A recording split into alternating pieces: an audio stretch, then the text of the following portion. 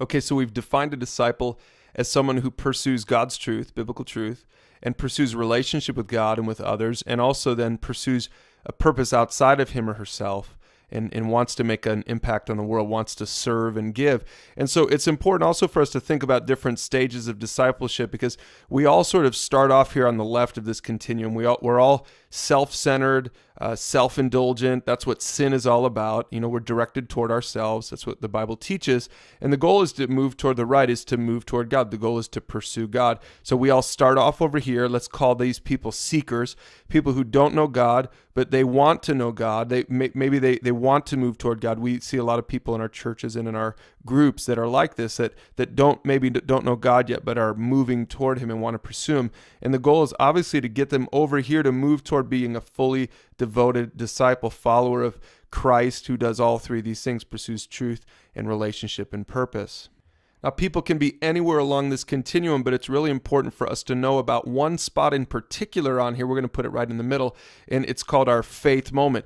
For every single person, there's a defining moment when they put their faith in Jesus Christ, and that crosses them over from condemned to accepted. It crosses them over from death to life, and it's when you put your faith in Jesus and trust in him for your salvation. And so the goal isn't just to get them to their faith moment, but it's also to get them to be a fully devoted, growing, maturing follower of Jesus Christ. Now, there's some important lessons for us from Matthew 28 when Jesus gave his disciples this great commission. This is what he told them. Let's look at that. He said, "Go therefore and make disciples of all nations." The first lesson we learn right here is that discipleship starts with those who are seeking. Obviously, the disciples didn't think that he meant by that, go and find people who are on the right side of this continuum, who are already followers, and make them better followers. He wasn't saying to them, go find Christians and make them into better Christians. But yet that's what a lot of discipleship looks like in our churches today. That's not what he was saying. Discipleship starts with those who are seeking. Now, that's not to say we can't help people grow in their faith. Of course, we want to do that. But really, it starts over here on the left before the faith moment. And then back to Matthew 28, he says, when you make disciples, make sure to baptize them in the name of the Father and the Son and the Holy Spirit. Think of baptism as kind of a symbol of this defining moment. So discipleship has this defining moment. Now, we know baptism isn't that defining moment. Baptism isn't what saves you. Putting your faith in Jesus Christ, that faith moment is what saves you. And the baptism thing is just a picture of what God did. And Jesus, it was like Jesus was saying to his disciples, make sure they have a marker in their life that they've crossed so that they know they've crossed over that all-important faith moment. And that's what baptism is. It's a symbol of that faith moment for us. And then the last thing he says to them is, teach them to observe all that I've commanded you.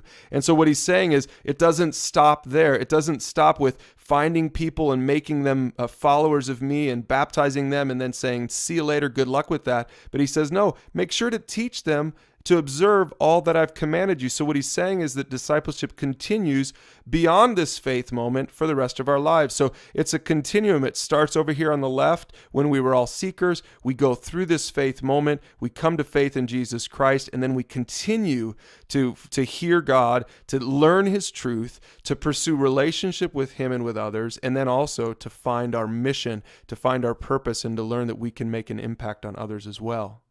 So for right now, what we really need to do is think about this in terms of our groups. So if this is true, that discipleship starts over here on the left, are our groups a place for people who don't know Jesus yet, who haven't had this faith moment? And really the truth is a lot of people aren't even sure if they've had that faith moment. It's very nebulous. If you were to ask them, are you a Christian? They'd probably say yes. But if you drill a little deeper, you might find out that they've never had their faith moment. They've never put their faith in Jesus. Well, we need to help those people to get to this all-important moment and then beyond it. So why don't you hit pause for a minute and talk about this? Helping a seeker pursue truth sometimes looks different than helping a disciple pursue truth.